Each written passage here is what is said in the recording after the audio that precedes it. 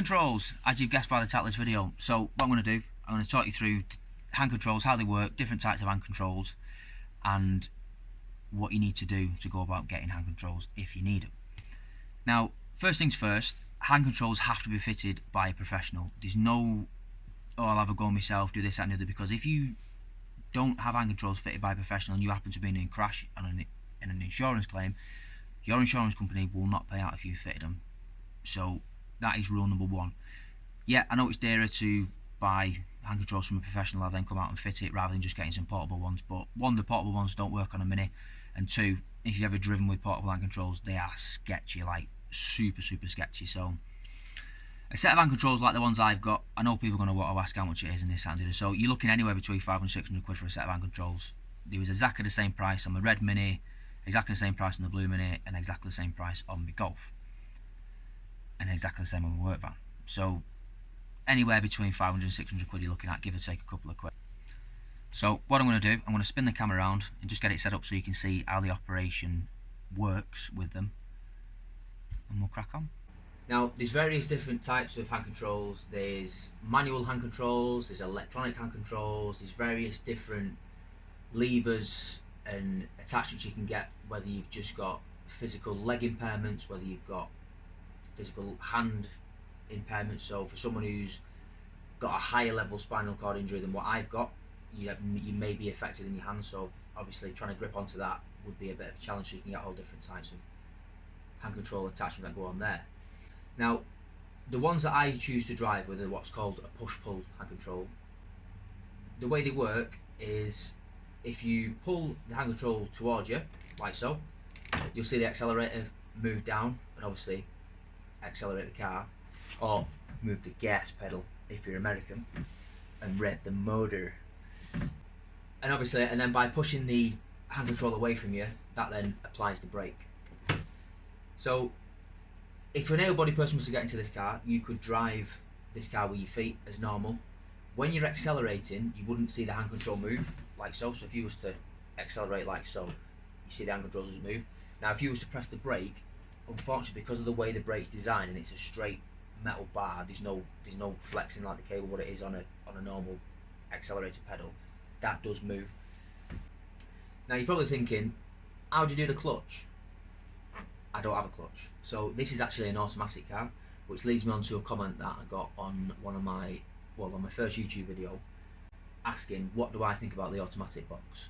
So what I'll do, I'll bring you in and I'll explain to you how the automatic box works on here, as it's slightly different from a normal car. And the automatic box on this Mini and my other Mini, the actual layout of the box is different. I might be able to get some footage of the red Mini if I remember, but if not, it's not massively different. I can just kind of explain it to you whilst I'm in the car. Okay, so the automatic box layout. Now this car is park, reverse, neutral, and then you've got gears 1, 2, 3 and then D, which is obviously gear 4 in a minute. Now the layout in my other Mini is slightly different to this, with obviously being 6 years older than this current car. So at the top of the box on the red Mini there is a reverse, and then the second down is neutral, and then you've got 1, 2, 3 and then drive, just like the bottom end. Now the previous boxes to these, if you was to put the Mini in neutral, you would have to apply the handbrake, otherwise the car will roll off, because yeah, I did do that and ended up chasing it down the street. Whereas with this later car, you've actually got a park, which for anyone who's drove more modern cars will know that once you put a car in park, whether you apply the handbrake or not, the car will not move, and it's the exact same principle with this one. Now there's two ways you can drive it. Obviously, getting into the first gear, now you can go straight into drive and the car will drive itself, do whatever it's got to do on the box. However, I find it to be a little bit sluggish, the way it changes gear, and it doesn't really change gear as well as a modern car would, so I tend to drive it through the box. Obviously you've got 1, 2, 3 and then drive. Now the good thing about that is, say if you was going to a hill, you can kind of get the gearbox ready, or you can maintain the gearbox in a certain gear climbing uphill, rather than wanting to get into top gear and then just bogging down and not going anywhere.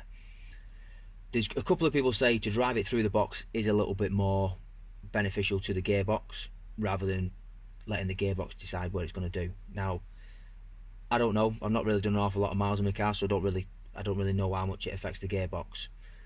So I know there's a massive thing about automatic gearboxes in Minis. A lot of people, oh, automatic gearboxes, you know, waste of time, waste this, that, and the other. Now, fortunately, I've never had an issue with the boxes in the Minis that I've got, but I've heard a lot of horror stories with them. Now, obviously, the reason I've got an automatic car is because I use the hand controls, and it's just a lot easier rather than messing around with electronic clutch and all that kind of carry on.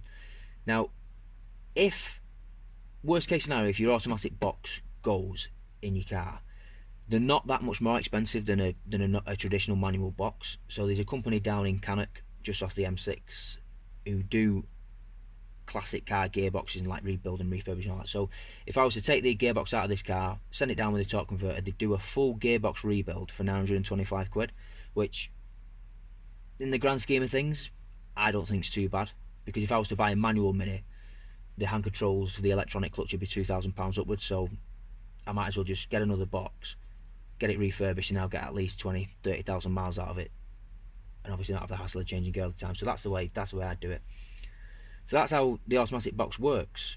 Obviously, the thing with, obviously, like any Mini, the engine shares the oil with the gearbox. So I know on automatics you might change the oil a little bit more regularly than what you would on a normal manual Mini. Now, I don't use it as a daily driver, as most of you know, so I change the oil every 600-700 miles, just because it's cheap oil, and just get some fresh in it. Like I say, start of the year, and it, you know, changing oil ain't going to do you no harm whatsoever. So that concludes the automatic gearbox. So hopefully that's give you a better understanding of how hand controls work, and a little bit of a brief description about how the automatic boxes work. Now, in terms of adaptations on this car, that's kind of the only adaptation that I've done is the hand controls. However, I did fit new seats, which are the smaller style bucket seats. I don't know if you can see them there. Now, I fitted them just to create more space in the cars, because the actual standard seats on it are quite big. Now, getting the chair in and out, I could do it, but it's a damn sight easier with ease in it, so that's why I did it. So, like I say, main modification is the hand controls, and then secondly is the seats, just to allow me a little bit more headroom to get in there. And also, if you want to make things really awkward for yourself, fit a roll bar as well, and that'll just create you so many more problems than what you've actually got trying to get a wheelchair in. So get in the comments and let me know about future videos, because there's only so many ideas I can come up with and so many things that I can do. And if I know people are asking for certain stuff, then I'll know I can just churn out stuff like that to give people a better idea of where I'm going. And that is that.